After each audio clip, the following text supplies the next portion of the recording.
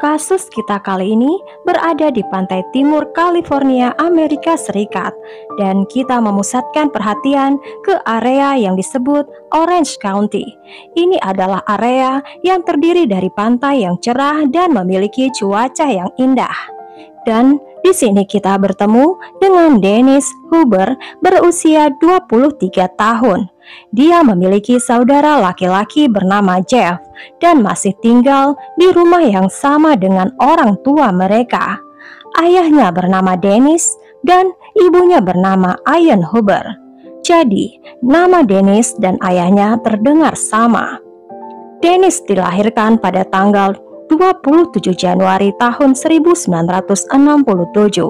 Dia memiliki pendidikan yang baik dengan dua orang tua yang penuh kasih dan keluarga yang memiliki kehidupan menyenangkan di kota pantai yang indah. Kota ini sangat cocok dengan Dennis. Dia digambarkan sebagai wanita muda yang menyenangkan dan disenangi oleh banyak orang. Dennis melanjutkan ke Universitas California Irvine untuk mempelajari ilmu sosial. Dennis ramah dan juga menarik dan menjadi perhatian orang-orang di sekitarnya. Sepanjang masa mudanya, dia memiliki pacar dan tidak berakhir lama. Dia senang pergi ke pesta dan tidak mau kehilangan kesempatan berpesta. Dia sering pergi ke pertandingan bola basket lokal. Pada tanggal 2 Juni tahun 1991, Dennis berencana untuk melihat artis Inggris Morrissey. Dennis menyukai genre musik rock alternatif yang dibawa oleh musisi Inggris ke Amerika, dan dia sangat menantikan untuk melihat Morrissey tampil di Amerika secara langsung. Beberapa bulan sebelumnya, Dennis baru saja berhubungan dengan pacar barunya bernama Stephen. Meskipun keduanya telah merencanakan untuk pergi bersama, Stephen tiba-tiba tidak bisa hadir pada menit terakhir. Stephen malah berkeras agar Dennis pergi dengan teman karibnya bernama Rob Calvert. Mereka bertiga bekerja bersama di pabrik spaghetti, sehingga mereka cukup mengenal satu sama lain. Lagi pula akan tidak aman bagi seorang wanita cantik untuk pergi sendirian. Dennis pergi ke rumah Rob sekitar pukul 7:30 malam. Dennis memakai baju pendek hitam, stocking, dan sepatu high heel. Di perjalanan ke konser, pasangan teman ini berhenti di toko miras membeli miras dan jus dingin. Keduanya kemudian tiba di Forum Club di Inglewood sekitar jam 8 malam. Mereka kemudian duduk kembali di mobil Dennis dan berbicara tentang beberapa minuman. Beberapa menit kemudian, mereka masuk menonton konser. Tidak ada yang dilaporkan bagaimana kejadian di konser itu. Mereka menikmati pertunjukan dan berakhir jam 11:30 malam. Sepertinya malam mereka belum berakhir. Dennis membawa mobilnya ke sebuah bar di Long Island di mana mereka minum beberapa miras sebelum pergi meninggalkan bar sekitar pukul 1:30 pagi. Setelah mereka tiba dengan selamat di rumah Rob sekitar pukul 2 pagi, Dennis mengendarai mobilnya menuju ke rumahnya sendiri. Sayangnya Rob tidak tahu kalau ini adalah kali terakhir dia melihat Dennis hidup. Pada tanggal 3 Juni tahun 1991, Dennis dan Ian bangun untuk hari kerja. Seperti biasanya, mereka menganggap putri mereka Dennis sedang tertidur di kamar tidurnya dan merasa tidak perlu repot untuk memeriksanya.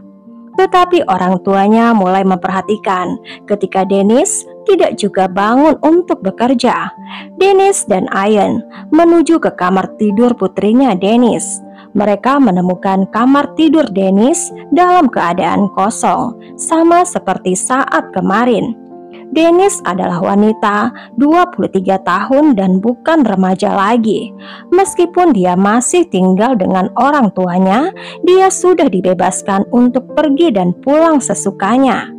Dia adalah wanita mandiri yang sudah lulus sarjana dan punya 2 pekerjaan. Adalah tidak mungkin dia tidak pulang ke rumah karena dia harus bekerja. Pada hari Senin, pasangan itu pergi bekerja. Mereka berharap melihat Dennis pada sore itu. Tetapi setelah kedua orang tua ini kembali ke rumah mereka beberapa jam kemudian, Dennis masih belum ditemukan. Mereka mulai semakin khawatir. Mereka menelpon tempat kerja Dennis, menelpon teman-temannya, dan bahkan departemen polisi lokal. Tapi masih tidak ada kabar dari Dennis. Orang tua Dennis akhirnya memutuskan melaporkan Dennis hilang. Orang tua Huber memanggil sahabat Dennis, Tammy Brown. Tapi sayangnya Tammy tidak tahu apa-apa. Dia juga bertanya-tanya di mana Dennis. Tammy menelpon beberapa sahabat karib Dennis, menelpon Rob. Pada saat itu Rob adalah orang terakhir bersama Dennis. Tammy mengemudi di sekitar area Dennis menghilang, dan dalam perjalanan ke rumah Huber, dia melihat mobil Dennis diparkir di sisi jalan bebas hambatan Corona Del Mar, tidak jauh dari rumahnya di pantai Newport. Kenapa mobil Dennis ada di situ? Tammy segera memberitahukan orang tua Dennis. Tammy menunggu mereka datang sebelum memeriksa mobil Dennis, karena Tammy sangat takut untuk melakukannya sendiri. Mobil itu memiliki ban belakang yang kempes dan lampu hazard yang berkedip-kedip.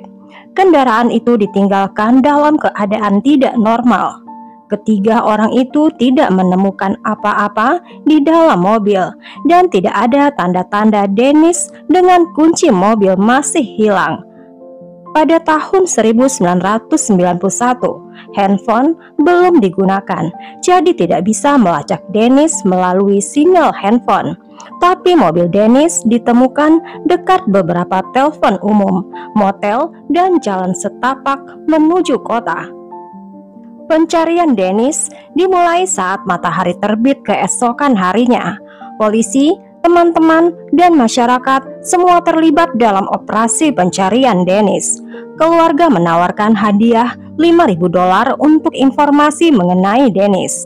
Poster disebarkan di kota-kota lokal dan kota-kota sekitarnya. TV menayangkan berita hilangnya Dennis, juga di papan reklame. Sayang tidak menghasilkan apa-apa. Anjing pelacak, polisi mendeteksi, tapi mereka kehilangan jejak setelah 25 meter di jalan bebas hambatan. Mobil Dennis yang ditinggalkan tidak mengungkapkan petunjuk apapun kemana dia pergi. Waktu berlalu, tapi orang tuanya tidak mengetahui apa yang terjadi pada Dennis. Dan berita gadis yang hilang saat keluar malam itu mengganggu pikiran warga Orange County. Kasus Dennis Huber akhirnya menjadi kasus dingin. Walau waktu berlalu 3 tahun, orang tua Huber masih belum tahu apa yang terjadi pada putri mereka.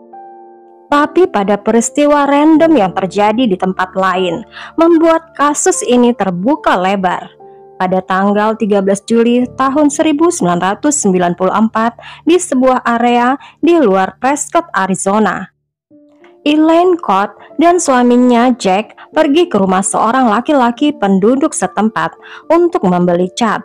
Mereka sudah pernah bertemu laki-laki ini sebelumnya di pasar setempat.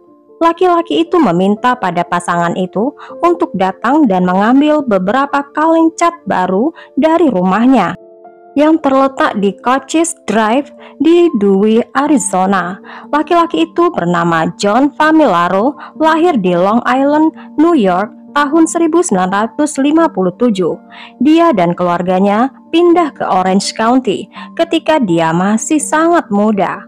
John digambarkan sebagai orang pendiam dan canggung, tapi di balik tampilannya yang pemalu, dia sering berperilaku buruk selama di sekolah. dan dia mengalami kesulitan belajar karena perilaku antisosial dan tidak peduli dengan orang di sekitarnya. Dan karena ini mungkin cara dia dibesarkan. Meskipun Angelo baik dan perhatian, ibunya Anne adalah kebalikannya.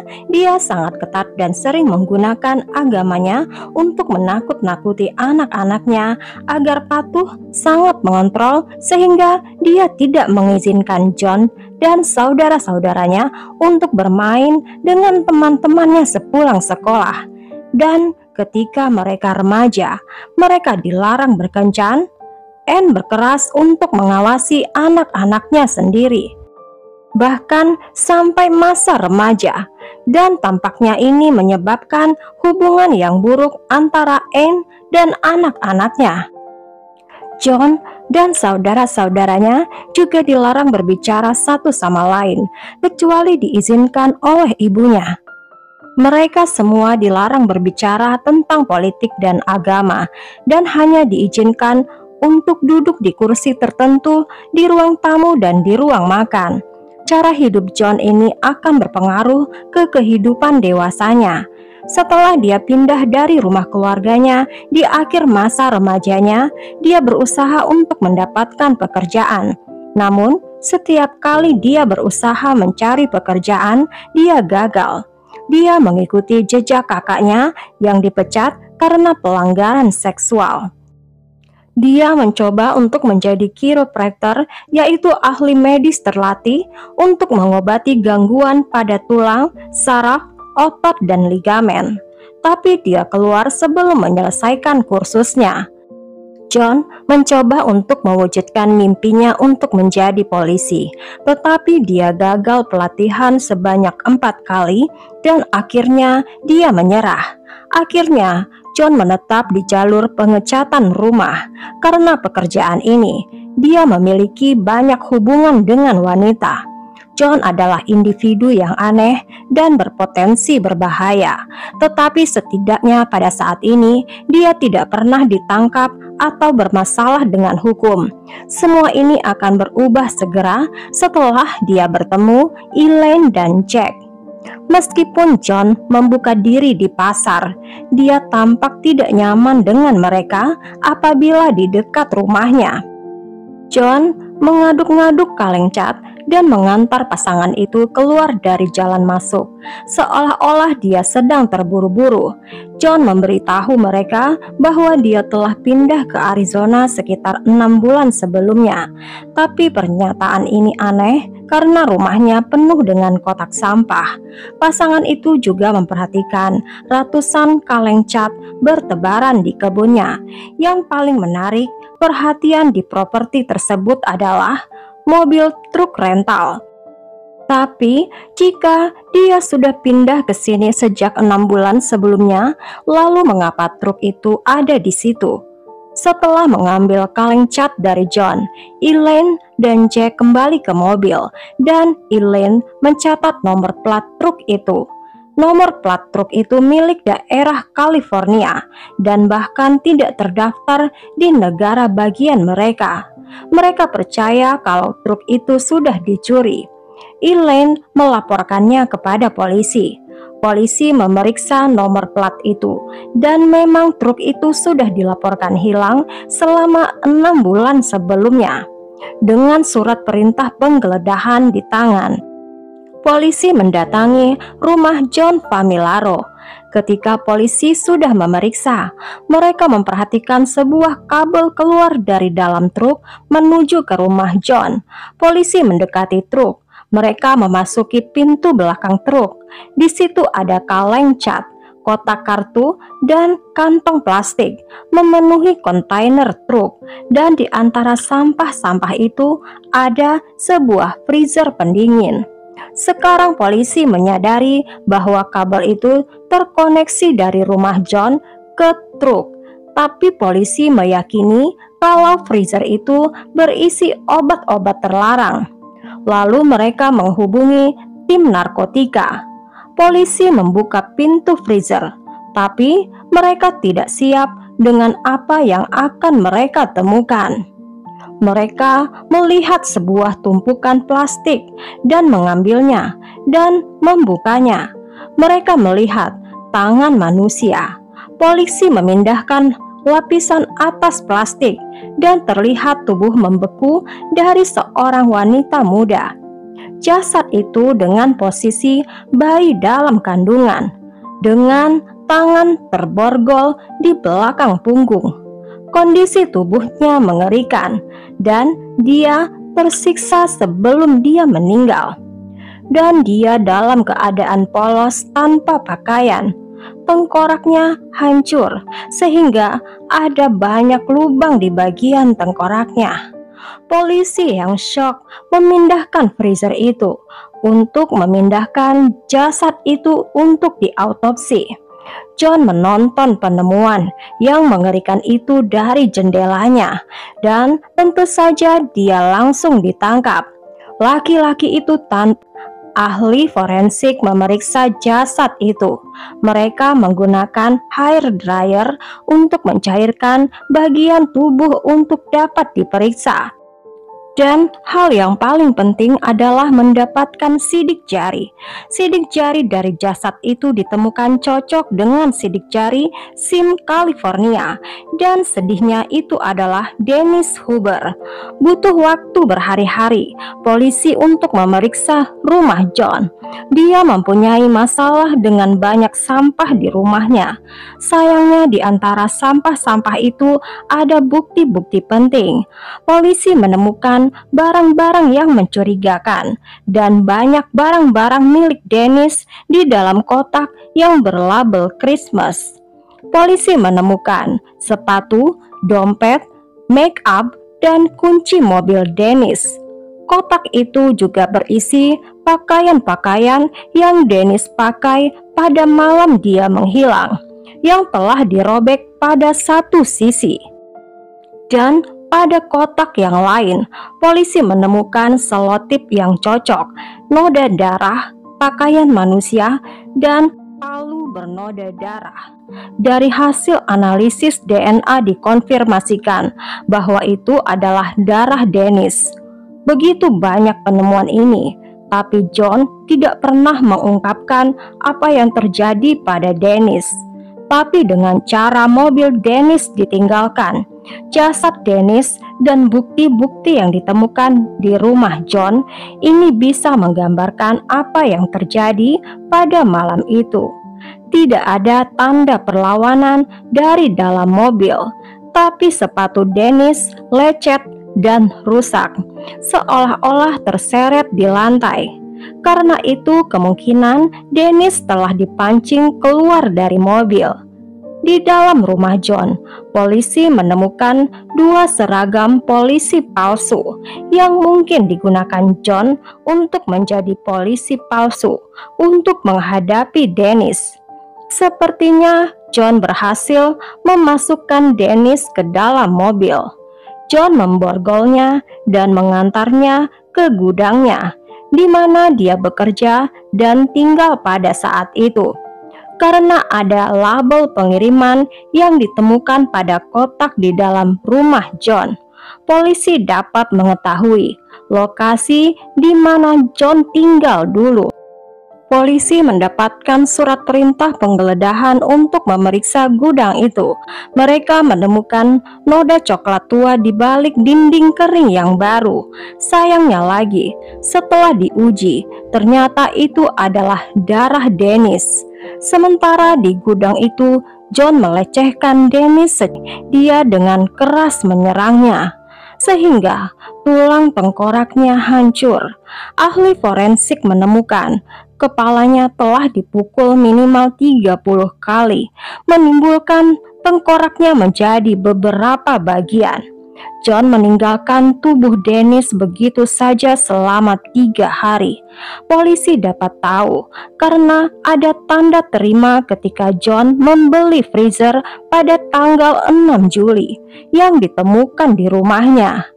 Polisi menemukan cuplikan dari surat kabar dan artikel tentang Dennis termasuk poster orang hilang Sebuah kaset video juga ditemukan di rumah John yang berisi penampilan kedua orang tua Dennis yang muncul secara emosional untuk mencari Dennis.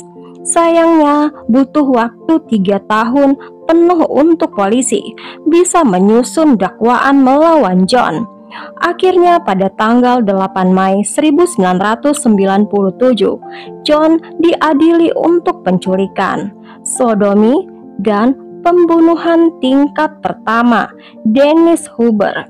Sebenarnya ada begitu banyak bukti atas tuduhan pembunuhan Dennis, sehingga tim pembela John tidak mencoba untuk menentangnya.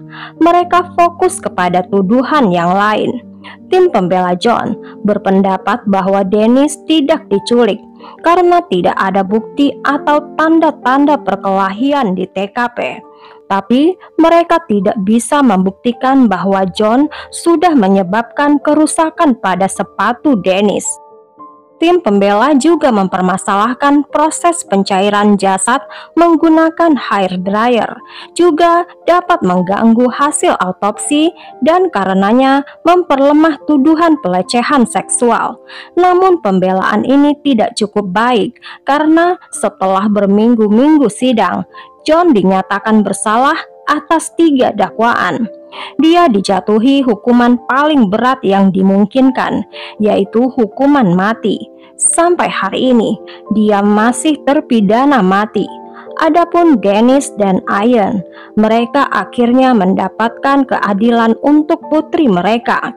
Kejahatan seperti ini sangat menakutkan bagi masyarakat karena bisa saja terjadi pada orang yang sudah dewasa yang dianggap bisa menjaga dirinya sendiri dan menghindari hal-hal yang dapat mengundang terjadinya kejahatan pada diri masing-masing. Sampai di sini dulu ceritanya guys. Bila suka ceritanya berikan subscribe, like, dan tekan juga notifikasinya supaya tahu setiap saya upload video baru.